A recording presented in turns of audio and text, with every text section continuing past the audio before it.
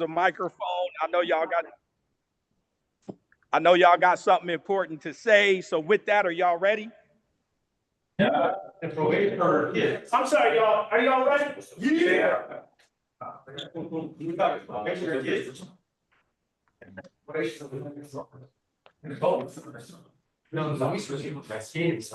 right.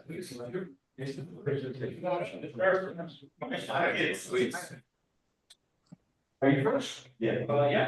Come on. All right, let's kick it off. We still have. All right, let's go. I'm gonna step out the way.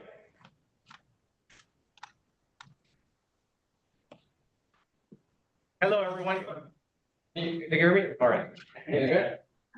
Hello, everybody. My name is Luis Ramirez.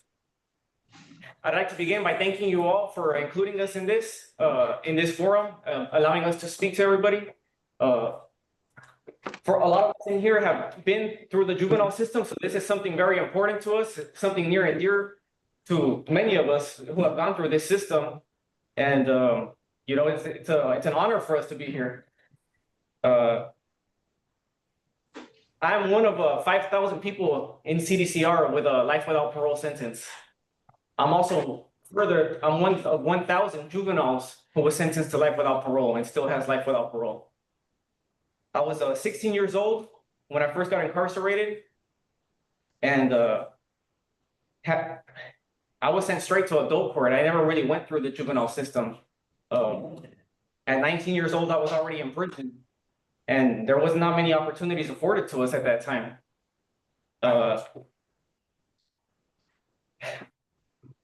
Things have changed a lot, things have changed a lot for us, and we have a lot of opportunities. And the guys here, we've all taken opportunities, we've all changed, we've all educated ourselves, and look at now we're in the bachelor program. And the thing I would want to tell the kids, and I think all of us would want to talk to them, is to tell them that they all have potential. They all have the potential to be educated, to be good people, and to be in something like this. And I think, all of the guys in here, we're excited to speak to you, and we thank you for having us. Thank you.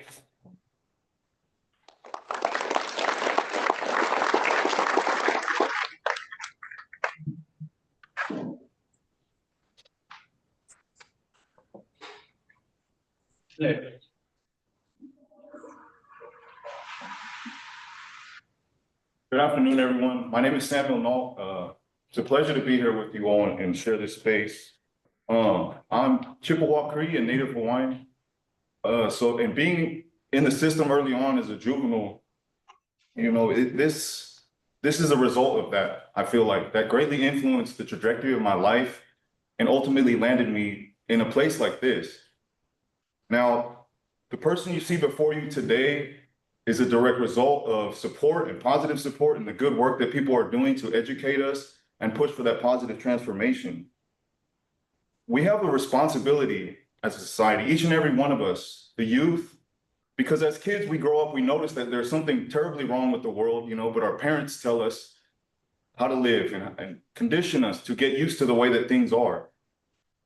But I think as adults, as leaders, as mentors, as parents, as elders, we have a responsibility to listen to our youth and reassess the system that is in place, because there's something terribly wrong with this. Why is it that, minorities are so disproportionately incarcerated and run through the system? As soon as you're in the system, you're stuck. And that's always something that was said to me when I was young. It didn't take long before I got moved from the regular high school into the back of the school in a parking lot where I was kept away from all the other kids. And that makes you feel indifferent. That makes you feel like you have no role in society and that what you say doesn't matter. Well, I'm just asking you all to keep doing the good work that you're doing, but also reassess what the effect that, the practices that we have in our juvenile system. How can we look at harm reduction rather than just trying to do what the law says or what the system tells us to do? I'm just asking you to envision a better world and to move with humanity first, not just the law or what the norm is. And that requires a little bit of grace and compassion that we've been blessed with now. And the result is what you see now is educated scholars here, incarcerated intellectuals, people you know, these autonomous spaces that are made right here with great professors and people like yourselves, these are very important. And you know, a lot of this stuff is in jeopardy. So I'm just asking for a little bit of empathy, compassion, and to give our children a little bit of grace, but be leaders and be role models. And that's all I have to say. Thank you.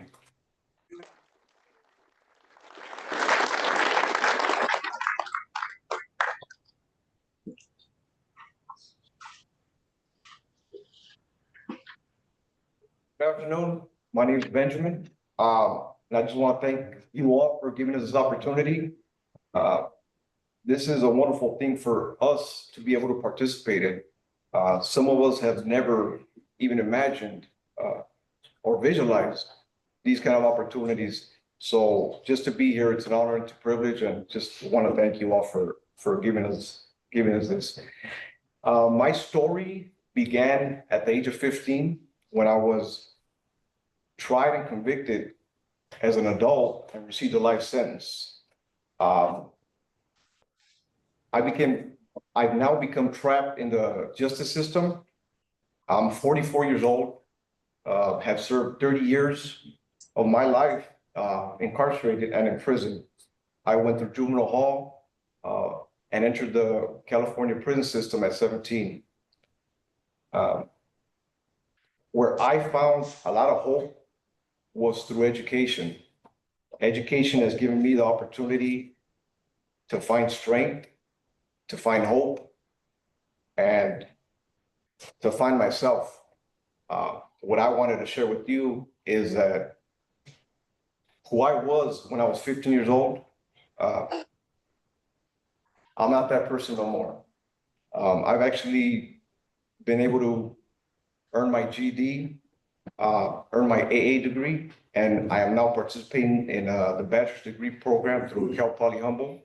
And hopefully at 36, I'll be able to earn my bachelor's degree, which was always a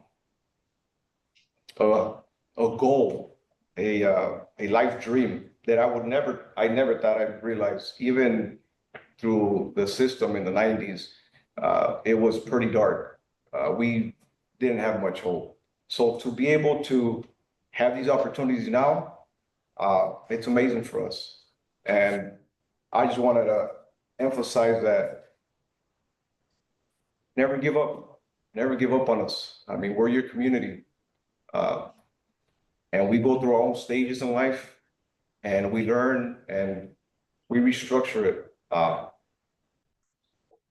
30 years later, we're here, we're making positive changes in our life and trying to find the best of us and within us to be able to transition that into society. So I just wanted to thank you and just be mindful that we all change, and we're here. So thank you, guys.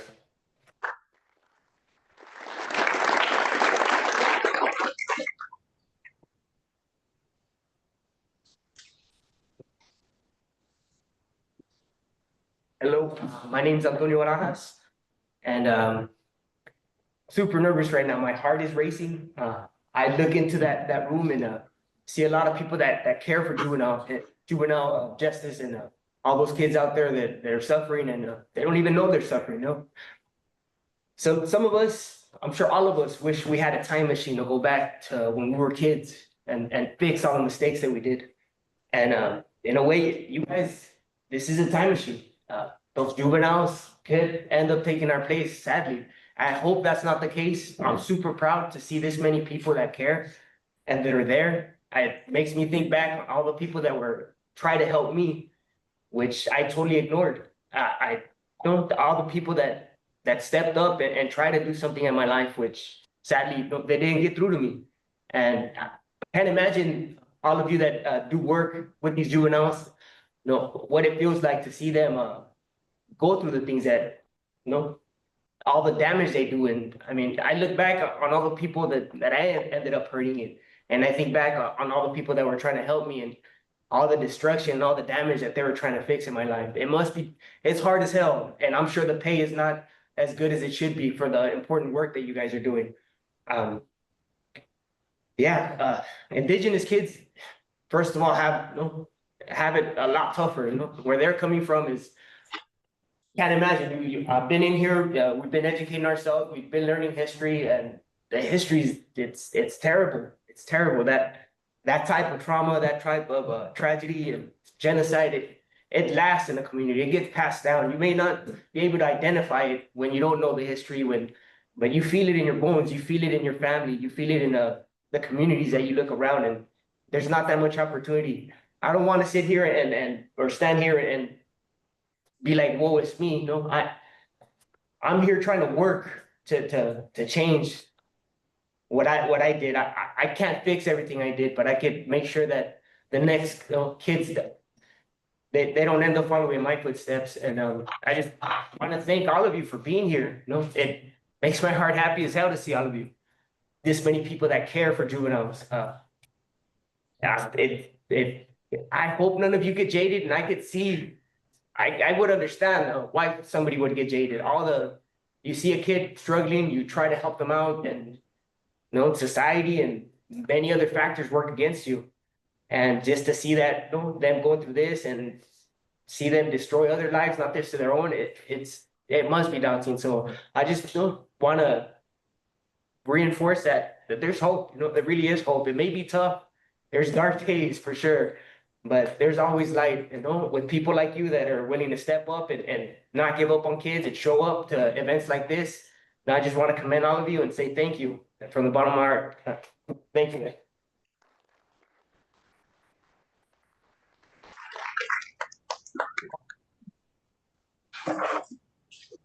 Hello, everyone. My name is Simon Navarro, and first and foremost, I want to thank everybody for showing up and for taking the time to address something that I think is critical. It's important for us to pay attention to. What I see is two communities coming together, and these communities addressing what needs to be addressed, which is the trauma, which is the underserved communities. And growing up in a domestic violence home, I saw the suffering, I saw the pain. I also saw the drug use. I also saw the gang violence. I also saw just how my life was changing because I didn't have opportunity, because nobody wanted to believe in me. Nobody wanted to take that time and really encourage me to be something different in life. So as my journey took off, I ended up getting in a gang. I ended up, committing crimes. I ended up in prison. When I came to prison, I started discovering that I was worth more, but I had to do it within myself. I had to really go back to myself and look at, how my transition in life had taken place. And I started reading. I started reading books, and I started to discover history, and started seeing how tough it was. And I started seeing how these systems were set up.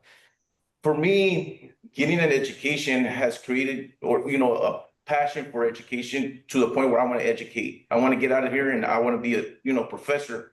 But at the same time, I want to be a community, activist, an advocate, somebody who brings hope, who brings positive messages, somebody who inspires. And today, this is the perfect opportunity to, to reach out to anybody who's interested in helping, to really look at yourself and say, how can I push this ahead within myself and look at the kids who are at risk.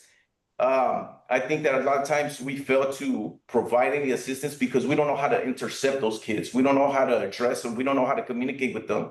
But it doesn't take much. I think just being able to say hello, being able to, pat them on the back, encourage them, being able to see what their interests are, I think that's a start. And today, like I said, I see two communities coming together, people who actually care, who have found their humanity, who want to do something about, underserved communities, who want to promote a better future for these kids. And I would say if you get an opportunity, just stop, look at a kid and intercept them and see how he's doing. Because if somebody would have took the time to talk to me and gave me some kind of hope, some kind of guidance, some kind of way to look at life differently, I don't think I would have ended up in prison. I think I would have had a better chance to be somebody productive within my community. So today I want to say thank you for showing up. Thank you for caring and for being here and giving us the opportunity to talk to you guys. Thank you. Good afternoon. My name is Alberto Carvajal. Thank you very much for coming and giving us the privilege of doing this. So I've been incarcerated since I was 16. I went through the whole juvenile system, and juvenile system was all right to me. It wasn't that bad in the sense that they understood the what was going on with my life, so they kind of were patient with me, and they did as much as possible they could to make things easier for me. But I've been incarcerated since I was 16, so it's been like 24 years. I think if I would listen to my mom, I think it would have been a whole lot better. I think I would have not been incarcerated. But mothers, I understand that a lot of things are going on with their kids, and I can only hope that be patient. And you only have one mom, so as much as you can, just actually sit there and listen to what they have to say, and maybe it'll change your life. As far as probation officers are concerned, just give kids an opportunity. They're juveniles at the end. They're not really culpable of what they're doing. I've been right into Scott Buckner when I was incarcerated, since I've been incarcerated with ARC. And I believe that if I would have been given an opportunity, I would have probably, I would probably be out there still doing something good instead of just throwing away the book so quickly, and just judging me by my cover instead of knowing who I am or who I was going to be. You just say, no, you'd be better off and incarcerated. I don't think that was good. I think it would be preferably better, at least give me an opportunity to have in a life. Whatever the crime would have been, I think it would be better off. As far as education is concerned, I appreciate the education that's been going over there in here. It's allowed me to build who I am. Books are good, but it's not the same thing as learning. It builds an identity of an individual. So it gives you a lot of hope too, with things that are going on with the new laws changing. So I hope you can find the proper resources in the community that would allow you to properly steer your course of life somewhere better. It's not really worth being incarcerated. If you can kind of figure out ways to do better out there, I think it would be preferably better. Just listen to your mom come from your heart. They're trying to do whatever they can to keep you out of prison. So they know what they're doing. Thank you for your time, and you have a nice day.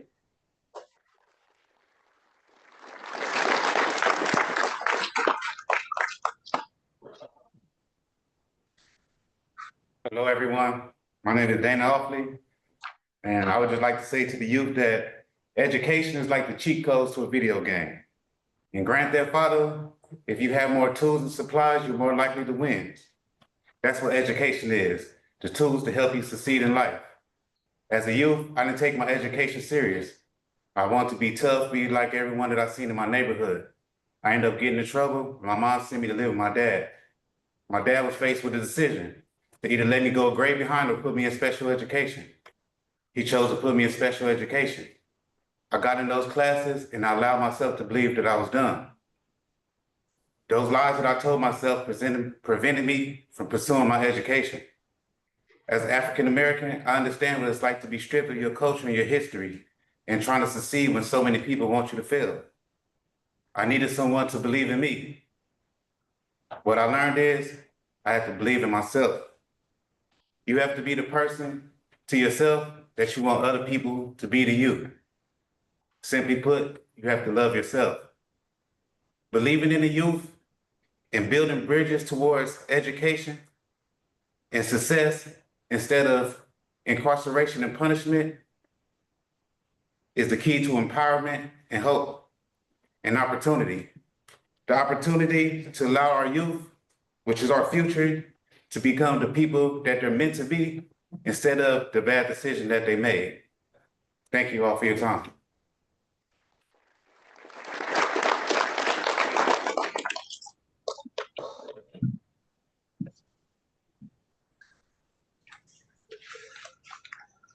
Good afternoon. My name is Henry Waters, and I'm a Cal Poly student at Pelican Bay. I was looking at the room and I see probation officers, young youth. DA, I had never seen that before. I grew up in the system, so as a juvenile, as an adult, kept coming in and out. Did just about every little program, and I never seen that before. How you're all together, so that's a big step in itself. But when I was like your guys' age, I didn't even know how to read until I was about, let me see, I didn't even graduate till I was 40, put it that way. Just a lot of wasted opportunity, a lot of wasted time. I kept trying to take shortcuts, trying to find other ways to do things. And the only way you can fix the system is you got to really educate yourself. If you want to change something in your community, you have to pick up. I mean, it's hard to say it for me even to say that to you at that age. I didn't want to hear none of that. But everybody right here wish they could be in their spine. I'm pretty sure there's somebody in that audience that has something that could change their community if they really want to put their minds to it. I mean, a lot of us think about things that we wish we could do if we were in their position. And I believe it's in that room right now. I believe that what you see right here is many years of wasted years, you know what I mean? Where we could be with our families, be free, help people out of the struggle that we all been through. It's no different. It's no different from you guys. Everybody struggles. And right now, I'm struggling here just trying to catch up on school.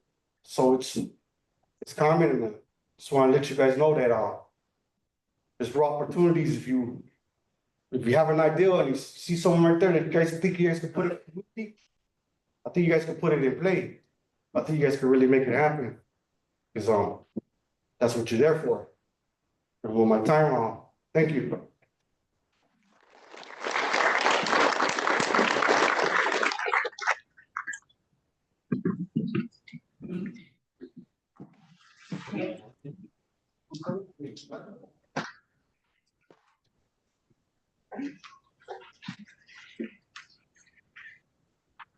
Hello, I want to share one other thing that I think is really important. It took 16 years for somebody to give me a chance, to take a chance on me, to see potential in me. And when that person gave me a chance, they gave me a job. And from there, everything positive that has occurred for me in prison came as a result of that. I got a job, I got into college. You know, I became a peer mentor, and 2.5 years later, I graduated, and now I'm in the bachelor's program. And sometimes that's all it takes is to give somebody a chance. And Ms. Roberts, will you come here?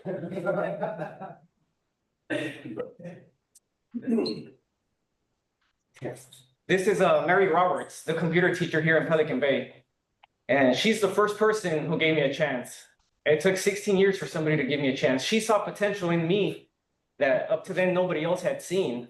And all the chances I got after that, all the people who hired me, Miss Wallace, Miss Treble, Mr. Good, and other people who supported me, Miss Conover, and the people at Cal Poly who accepted me, Steve, Max, and Mark, that all came as a result of that. And the reason I share this is because I think it's important and to express that all it could take is one chance, just like Ms. Roberts gave me the chance. And if you guys give kids a chance, you don't know where they could reach. And look at me now, I'm in the bachelor program. I'm the newest member, but I'm in it. So please, you know, see the potential in the kids, in the youth, and take a chance on them. Don't wait 16 years to do that. You could do it now. Thank you.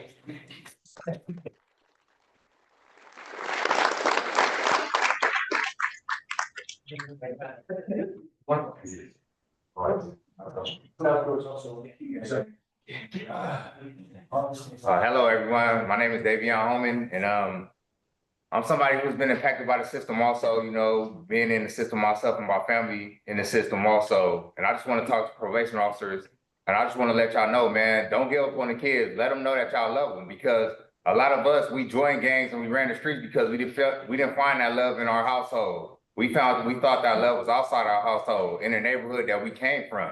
So that's why we joined gangs, to find that acceptance. And sometimes kids are just crying out, you know, they need that love. They need somebody to place their arms around them and tell them, I listen to you, I hear you. You know, I understand what you're going through. You know, I may not relate with what you're going through, but I'm gonna try to relate what you're going through. And that's all we ask, just give them an opportunity.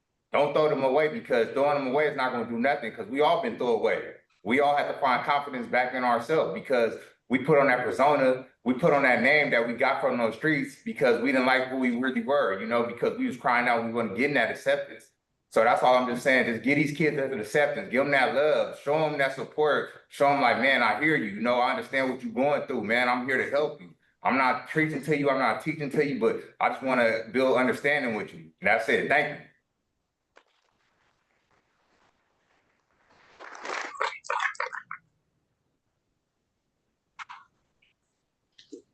Hi, my name is Salvador. Thank you all for being here and giving me this chance to say a few little words.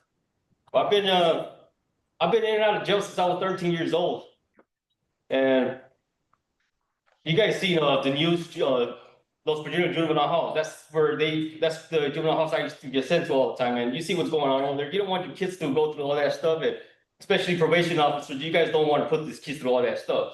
It's nothing nice, and you can only imagine all the other stuff they're covering. And for a probation officer, I just want to let you guys know that you guys need to start giving them like some type of mentoring programs, help them out, check up on their families, make sure they're good, because you don't know what these kids are going through. Maybe their families are going through some struggles, and you don't know what's going on, and that's probably what the kids are acting up. Because I know that for a fact, 'cause my family was going through some stuff when I was a little kid. I used to act up. I used to take it on everybody else. That's the way I used to express myself, you know. But yeah, don't give up on the kids. Give them a chance, help them out. Thank you.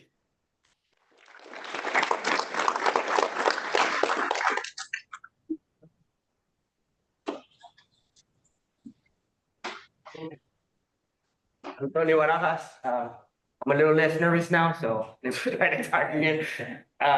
Yeah, just wanted to say for the probation officers that are there. I guess I don't even remember the probation officer I had when I was young. I just want to say thank you, which is something I never in my life would have thought I'd be saying to probation, right? But I mean, it's true. When I was on probation, I got on probation pretty young. I don't believe I ever got off of it, but yeah, the probation officer I had trouble placing me in a community service. I was always getting in trouble. It was problematic, but the probation officer I had actually went out of his way to get me out of messed up situations, and he became innovative. He somehow found a spot for me to be an assistant to the student body president at Modesto Junior College. That opened the door for me to see a college environment. It actually planted that little seed that maybe this is a place I want to go to. It wasn't even crossing my mind that I could even make it there, but just going through that process and having that probation officer be that innovative and figure out ways to reach me, it helped. It didn't help then and there. I'm not gonna sit here and lie to you and tell you somehow it changed me a little. It just planted that seed. Now that I look back on everything that everybody ever did for me, like, yeah, those seeds were planted long ago, and now they're actually sprouting right now. It took a long time, but yeah. So the advice I give a probation officer is just to be innovative. I know it's a lot to ask for when you're working through a system that's maybe not the best, flawed, and you wish you could do a little more, and it's a lot to ask for the caseload that probation officers have and the responsibilities that they have, but it's worth it. No? It's worth just to get that little innovation and figure out something to help these kids out. You may not help them then and there, but they'll remember you. I could tell you from experience, I remember them. I remember their faces. I may not be good with names, but I remember everybody that actually cared enough to sit down and try to guide me in the right direction. So thank you.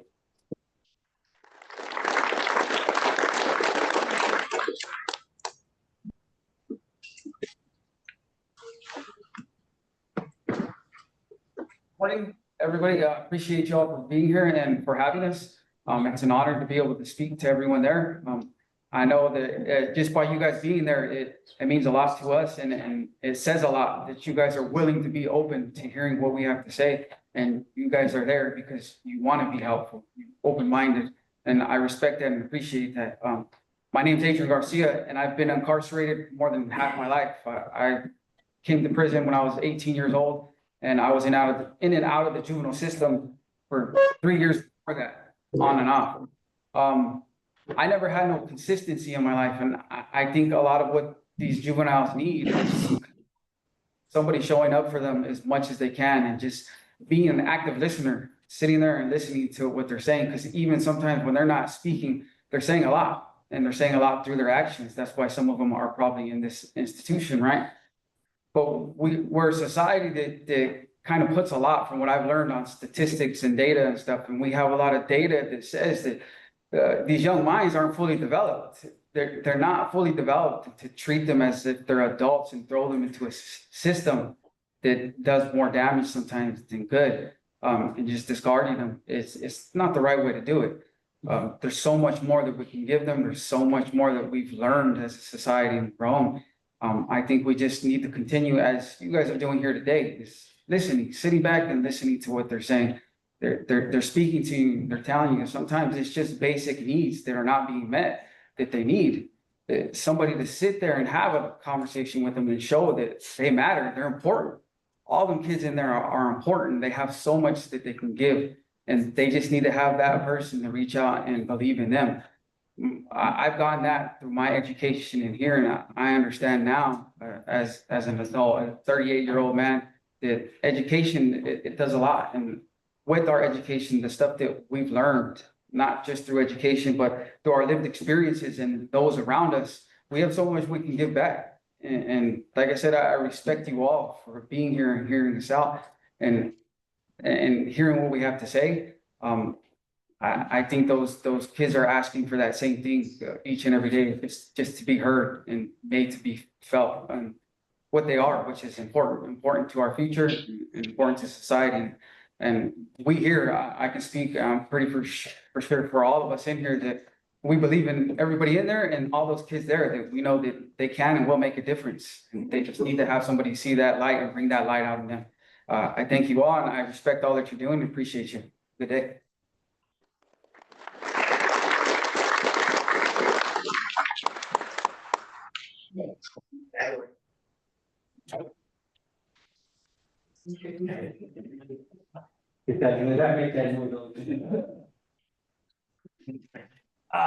Hello, everybody. My name is Daryl Anthony Baca.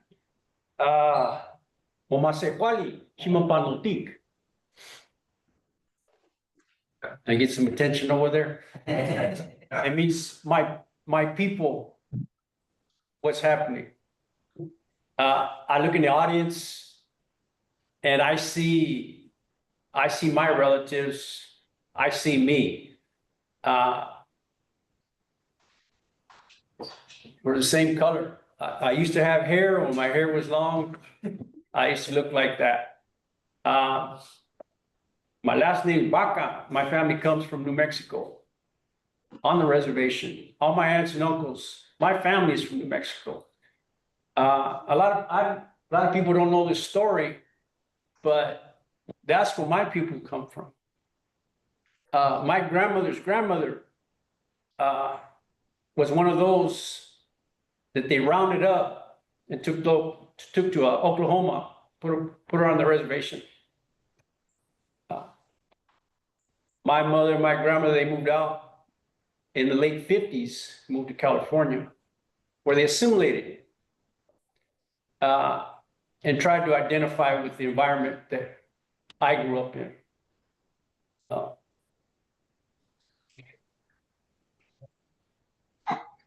I see in the audience, I see the youngsters, and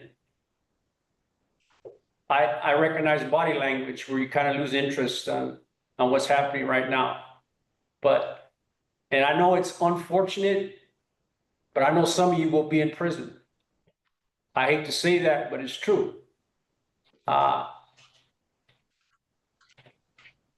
an example of what happens when I didn't go to school, when I didn't listen to my parents, when I didn't listen to my elders. And I stand up here right now, I do it for these guys right here, because I don't want them to ever experience or endure what I went through. I wasted a lot of time. I've been in prison for 44 years. 32 of those years were in solitary confinement. I was not always a nice guy. So I want you to know, if you continue down this path, you might be sitting in one of these chairs. I hope it never happens. When I was a kid, I didn't have, I grew up as a single parent with my mother. I never met my father.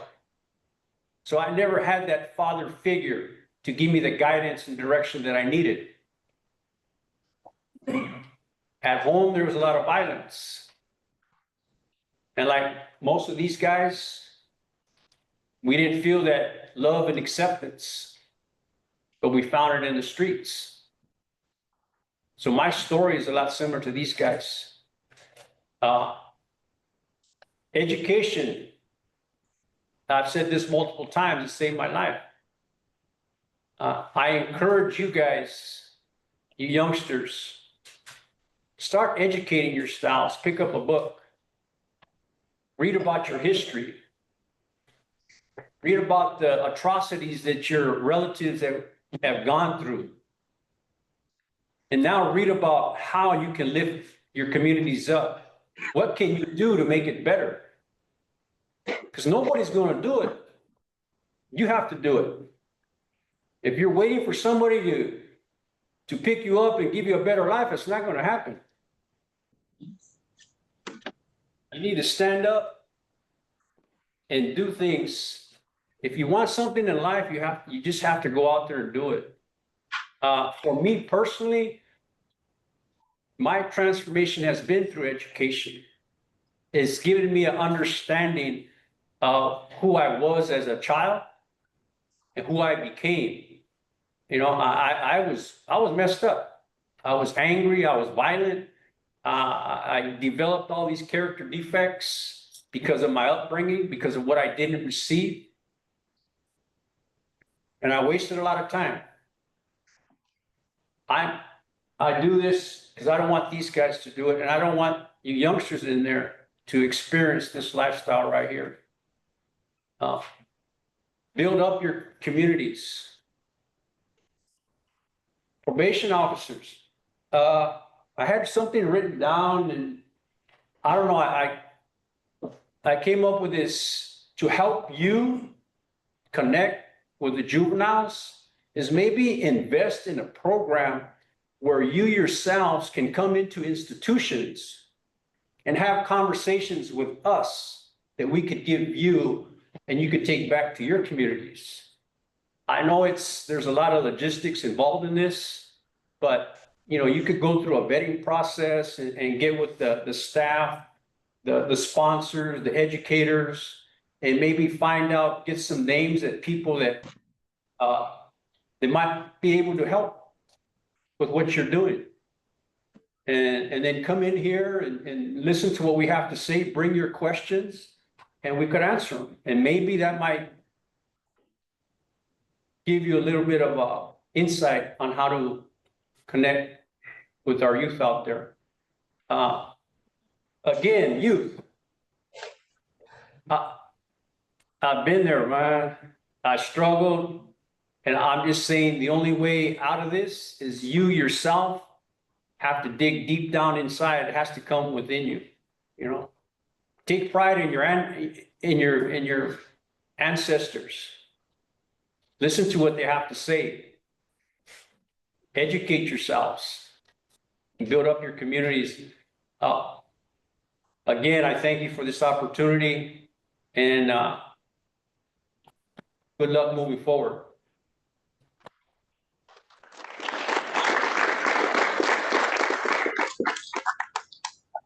Hey, Mark, I don't know if there's folks there that have questions, but we got about 10 minutes if folks want to ask. Is that good? Y'all want to answer the question? Yeah. All right, perfect. Thank you, Max. Does anyone have questions for our panel? Any questions from the youth at all first? Yeah, youth first. Any youth have any questions?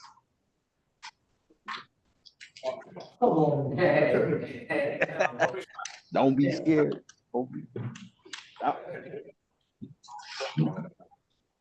Anything you guys are curious about, ask now. They're right there.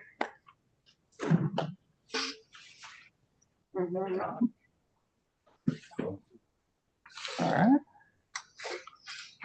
Any adult service providers, probation? Anyone have any questions? So the people that they hung out with, say, back when, before they got incarcerated, how many of that, what's the percentage of them still talking to those individuals? Could you hear that? They said he asked the question of the people you used to hang out with, your homies on the street. After you came to prison, how many of them are you still in contact with? Go ahead. Name is Salvador. Well, most of my friends that I grew up and I was getting in trouble, most of them are dead, and the rest of them that are still alive, they're doing life in prison. So that's it doesn't end good.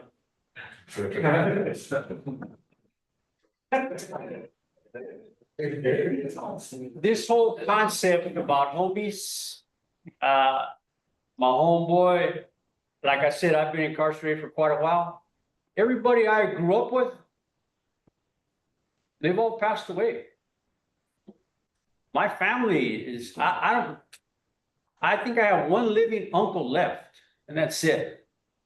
My mother, grandparents, all my aunts and uncles, they're gone because I wasted all this time. Homies. Homies is it's not real. That's not reality. Family is reality. All right. So don't think this homie stuff it lasts. It doesn't last. All right. Homies will turn on you in a split second. Homies will do things in a split second. So don't believe this thing about where homies are going to be with you all the way to the end, because they're not. It's a myth. It's in the streets. It might sound good, and you come to prison, and it might last for a year or two, but they're not going to be there for you. The only one's going to be there and still be there for you is your mom, your family, your siblings. Those are the ones that are going to be there for you. So, and believe me, I've had a lot of homies. I don't know any of them anymore. These are my homies now. This is my family. Your friends. These are the people that I choose to surround myself with. This is my community. This is who I consider my family, my homeboys. Right here in this room. And it will always be, because I've dedicated myself to doing this, living amends, giving back to my community, and it's what I want to do. And by doing that, I needed to change my surroundings, my environment. And this is what I want now. This is what I will surround myself with once I parole. So, yeah, get rid of that homie stuff. It's not going to last. It's not real. And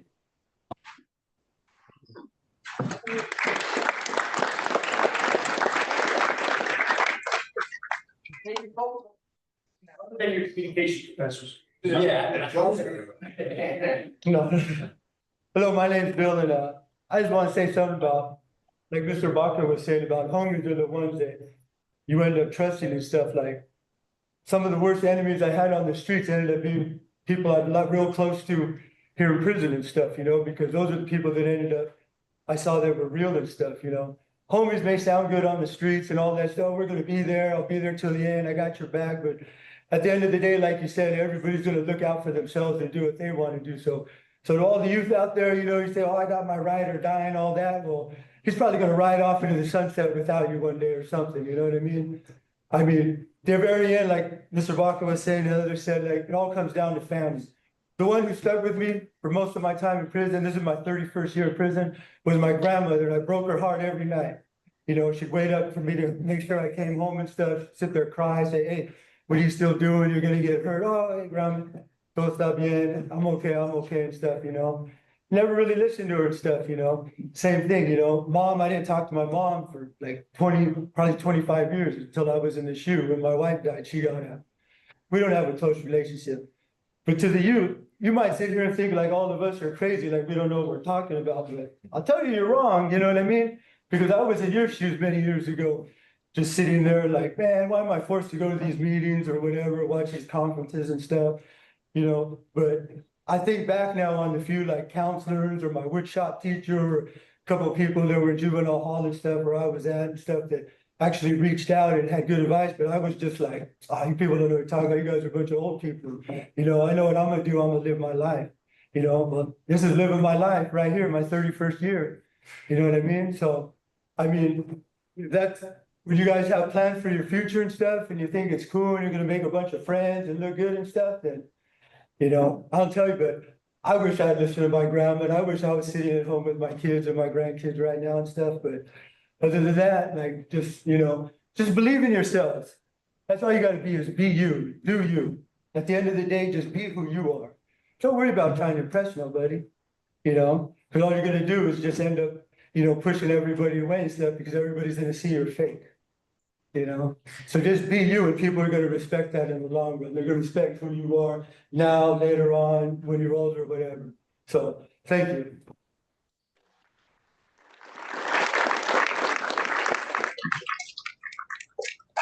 Any more questions before we got to wrap it up?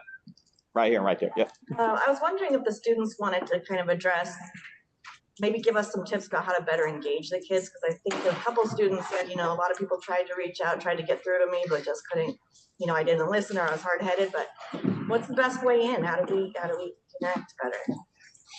She was asking, how can we connect with youth better?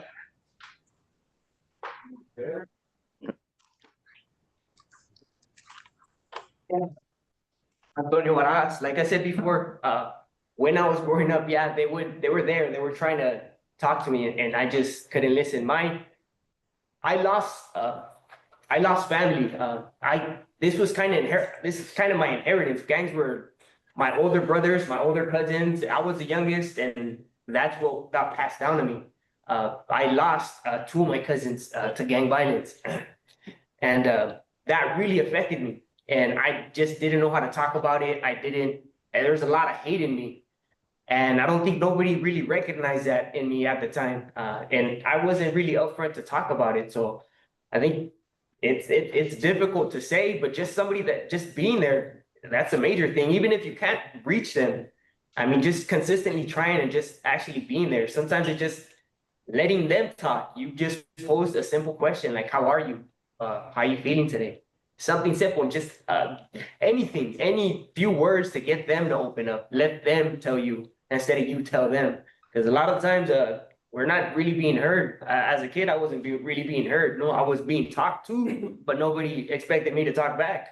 They just expected me to listen, and they weren't reaching me where I was at. I was in a lot of pain. I was hurting. I was hating. I hated going to school. It was problematic. I walked to school twice. Twice I got beat up. And the second time I got arrested for attempted murder. So my neighborhood was dangerous. So just getting them to open up, it's difficult. Now you got social media and all that. That wasn't around when I was out there. If it was, I mean, I didn't have a computer or anything like that, but maybe that's a chance for you to see what's really like, what's their interest. It may be superficial, but just that could be the opening, you know, like just really sitting there and listening. It's and a simple question of how are you doing? Or yeah, that's about it. Thank you.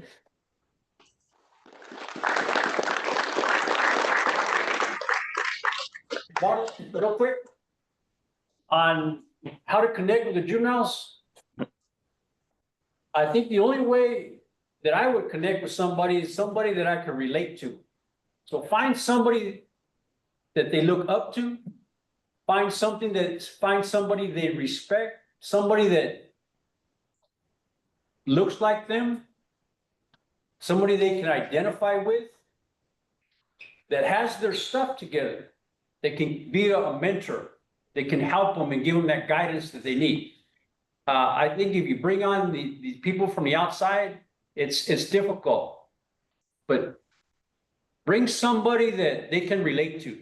Somebody that they're comfortable with, that they can connect with. Somebody that can give them that education and direction. Thank you.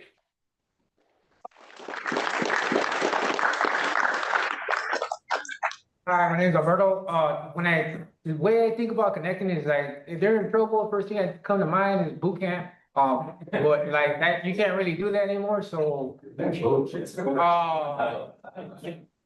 So if we can, right, just love them, connect as much as possible. I think the best thing to do, if I was busy all day, if I gotta go to school after school, if I had a debate club, or if I had some kind of, I was always, if I would have been busy all the time, I think that would have kept me and would keep you away from outside influence.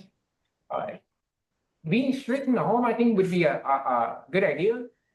If you're really strict to where, timelines, you gotta be home at this time, you can't be out at this time. I think that would be setting up a detailed, organized agenda every day, chores, you gotta do this, you can't go out there with your friends. Come up with a strict, detailed plan. I think that would be, that would be a good idea. Connecting with them as much as possible would be, just listen to them. Listen to them, their problems, their issues, their children, their teenagers. They're sponges, everything around them is, it's influence to them. I know I was really influenced, like, hey, yeah, here, go here, and I'll go over there right away. So, kind of be there for them as much as possible, because you're their loved one. So, listen to them, I guess. Hey.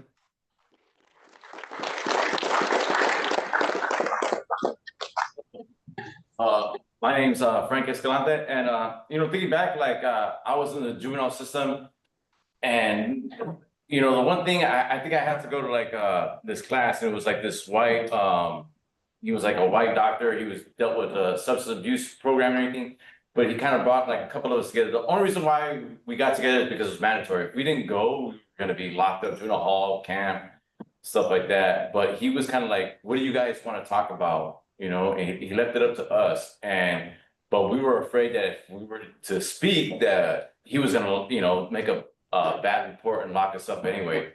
So you kind of have to give it to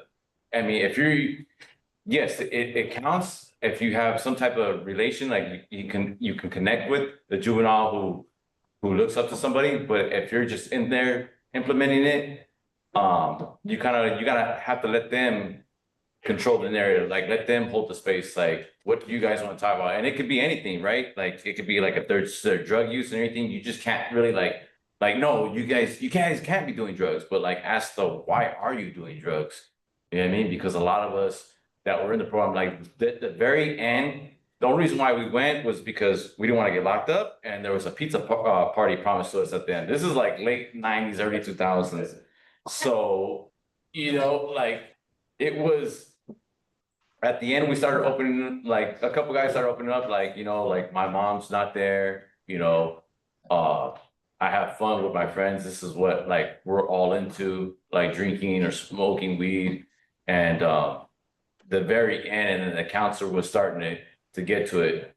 And it was only like 10 meetings, but if the meetings had to go longer, I think a lot more, like it was a small group too, like probably like 5 or 6 of us, but I think that's when you started to get to the real root of the problems of why everybody was getting into trouble. So I would say let the juveniles hold the narrative and let them tell their story and everything, because like even right now, nobody wants to listen to anybody. They're everybody's kids. They want to go out and do fun stuff than having somebody listen to, like somebody lecture them for hours and stuff like that. So I would highly suggest them, let them hold that safe space and let them tell their stories and what they do, and don't hold no judgment.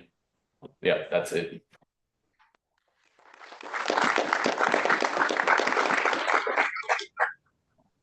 I just wanted to say to the probation officer, I think the real root is that when I used to have probation, like the main goal was to get rid of the problem. And you gotta understand, when they go home, most of the time it's dysfunctional, so you gotta help the families. Like the more you help the families, the more you're gonna help the child or the people around them.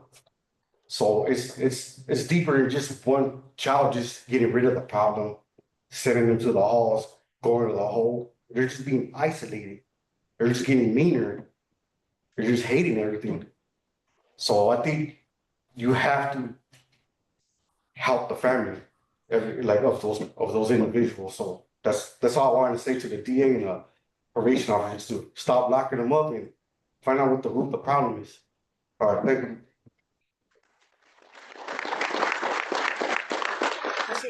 Can I say one quick thing, Mark, and then I know we're gonna have to hop off? Is that cool? Yep. I want to thank all the amazing staff that's happening at the Juvenile Justice Conference that's happening, especially William Feather and Mark for organizing this. I think they deserve a round of applause. I also want to thank all the amazing staff here at Pelican Bay, Ms. Rexford, Ms. Flores, Mr. Shrinian, all the folks who have put hard work into making sure that we had the capacity to be able to zoom out and share our experiences. And I also want to just say that, as a quick side note, this is a 3.74 GPA room. This is published authors. This is conference presenters. In 17 minutes, they're going to be talking to 300 plus national experts on subjects of their intellectual engagement. Every single young person that you navigate has the potential to be exactly like these guys. And I know that they said a lot. I hope you don't wind up here. But I hope that you can find that intellectual engagement, that support, and that exceptional possibility that's in all the youth that are in that room as well here. So, thank you.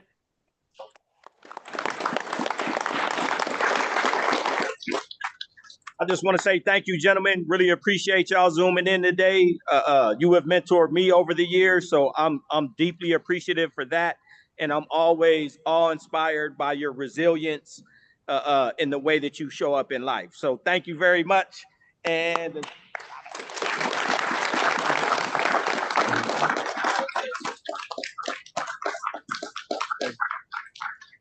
I know you're about to do another amazing presentation. So thank you, gentlemen. We're going to go ahead and log out.